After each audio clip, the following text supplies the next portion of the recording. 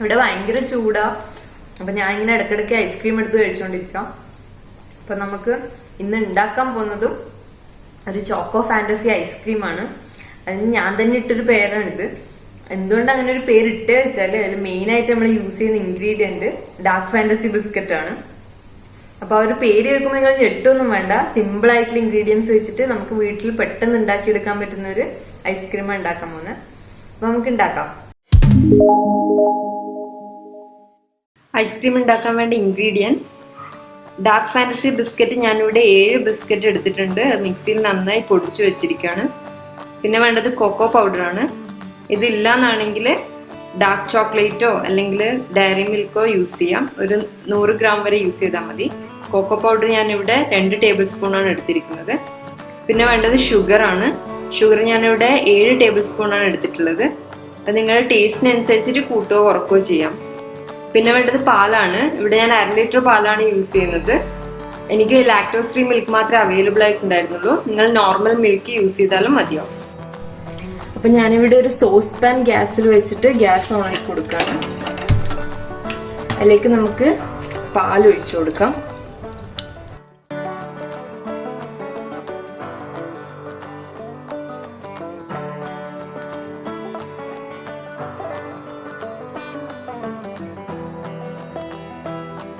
നമ്മളിവിടെ ക്രീമൊന്നും യൂസ് ചെയ്യാത്തതുകൊണ്ട് തന്നെ നമുക്ക് നമ്മുടെ പാലിനെ തന്നെ ഒന്ന് ക്രീമി ആക്കിയിട്ട് എടുക്കണം. അപ്പോൾ നന്നായിട്ടൊന്ന് കുറുക്കിയെടുക്കാം.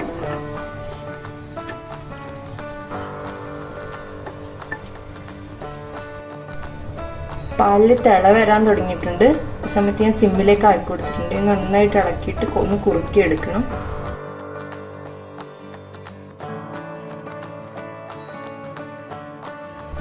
നമ്മുടെ പാല് നന്നായിട്ട് വറ്റി വന്നിട്ടുണ്ട്.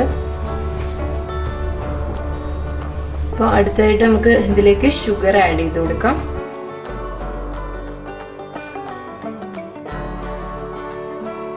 നന്നായിട്ട് മിക്സ് ചെയ്ത് കൊടുക്കാം. ഇളക്കുന്ന സമയത്ത് ഈ പാനിന്റെ സൈഡിലൊക്കെ ഇങ്ങനെ ഒട്ടിപ്പിടിച്ചിരിക്കുന്ന പാലിന്റെ ആ പാടയൊക്കെ ഒന്ന് പാലിലേക്ക് ഇളക്കിയിട്ടാക്കി കൊടുക്കാം. അടുത്തായിട്ട് നമുക്ക് ഇതിലേക്ക് കൊക്കോ പൗഡർ ആഡ് ചെയ്ത് കൊടുക്കാം.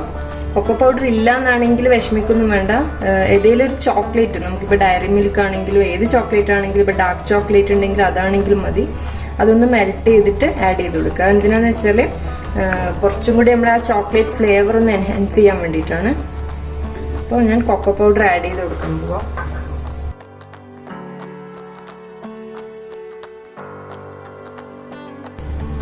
നന്നായി മിക്സ് ചെയ്ത് യോജിപ്പിച്ചെടുക്കുക.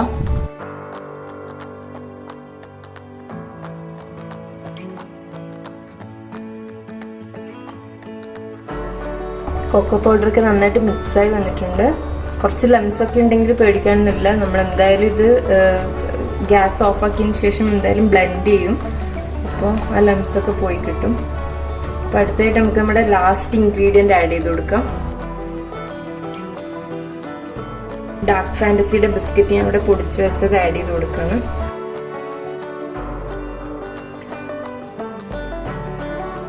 മെല്ലനായിട്ട് ആഡ് ചെയ്ത് കൊടുക്കുക.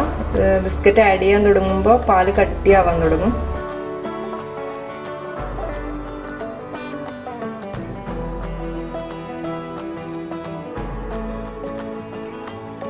നന്നായിട്ട് ഇളക്കി കൊടുക്കുക.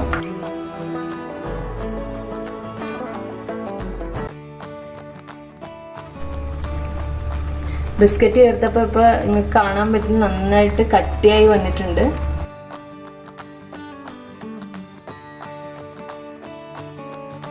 കുറച്ച് നന്നായി തിക്കാവുന്ന വരെ തന്നെ നന്നായിട്ട് ഇളക്കി കൊടുക്കാം.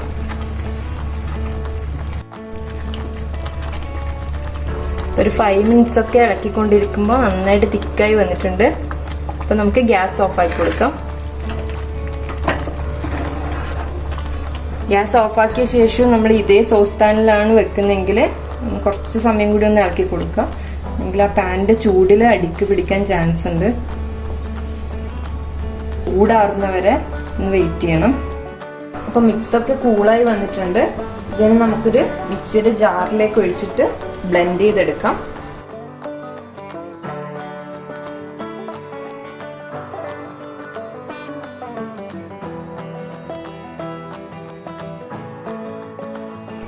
ബ്ലെൻഡ് ചെയ്തെടുത്ത മിക്സ് ഒരു എയർ ടൈറ്റ് കണ്ടെയ്നറിലേക്ക് ഞാൻ മാറ്റാൻ പോവാണ്.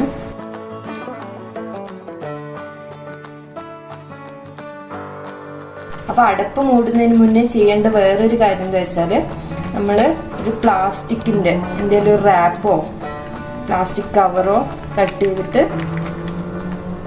നമ്മുടെ ഈ മിക്സ് തട്ടുന്ന രീതിയിൽ ഇത് വെച്ചു കൊടുക്കണം. ഇതെന്തിനാന്ന് വെച്ചാൽ ഫ്രീസറിൽ നിന്ന് എടുക്കുമ്പോൾ ഇതിൻ്റെ മുകളിൽ അല്ലെങ്കിൽ ഐസ് ക്രിസ്റ്റൽസ് ഫോം ചെയ്യാൻ ചാൻസ് ഉണ്ട്. അപ്പോൾ അത് ഇല്ലാതാക്കാൻ വേണ്ടിയിട്ടാണ് നമ്മൾ ചെയ്യുന്നത്.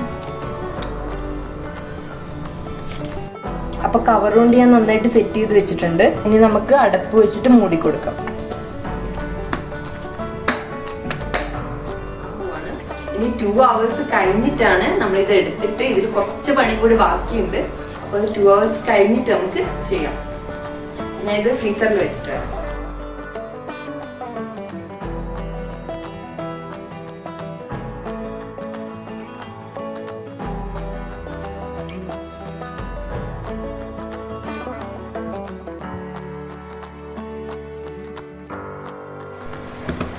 നമ്മുടെ ഐസ്ക്രീം മിക്സ് ഞാൻ ഫ്രീസറിൽ നിന്ന് 2 മണിക്കൂറിന് ശേഷം എടുത്തിട്ടുണ്ട്. ഇത് കുറച്ച് സെറ്റാവാൻ തുടങ്ങി. അപ്പം നമുക്ക് ഈ ഒരു ടൈമിലാണ് വീണ്ടും നമുക്ക് ബ്ലെൻഡറിലിട്ട് നന്നായിട്ട് ബ്ലെൻഡ് ചെയ്തിട്ട് വീണ്ടും ഫ്രീസറിലേക്ക് വെക്കേണ്ടത്. നമുക്ക് ബ്ലെൻഡ് ചെയ്തിട്ടെടുക്കാം.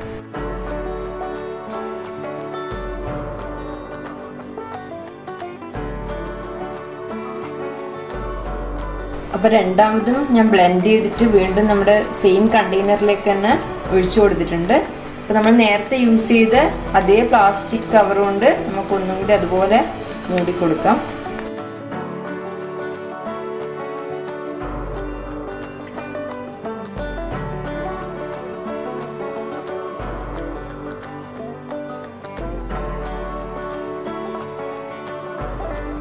അപ്പോൾ നമ്മുടെ ഐസ്ക്രീം ഞാൻ വീണ്ടും ഫ്രീസറിലേക്ക് വെച്ചിട്ടുള്ളത് സെറ്റ് ആവാൻ വേണ്ടിയിട്ട് മിനിമം 7 hours എങ്കിലും വെക്കണം. എന്നാലേ നന്നായിട്ട് സെറ്റ് ആയിട്ട് നമ്മുടെ ഐസ്ക്രീമിന്റെ ആ കറക്റ്റ് സ്ട്രക്ചറിലേക്ക് വരുള്ളൂ. അപ്പോൾ നമുക്ക് 7 hours കഴിഞ്ഞിട്ട് കാണാം. അപ്പോൾ 7 hoursന് ശേഷം ഞാൻ ഐസ്ക്രീം ഫ്രീസറിൽ നിന്ന് എടുത്തിട്ടുണ്ട്. ആഫ്റ്റർനൂൺ ആയിരുന്നു ഞാൻ ഫ്രീസറിലേക്ക് വെച്ചിട്ടുണ്ടായത്. ഇപ്പൊ നൈറ്റ് ആയി. അപ്പോൾ നമുക്ക് അവിടെ ഐസ്ക്രീം എങ്ങനെയായി എന്നൊക്കെ ഒന്ന് തുറന്നു നോക്കാം.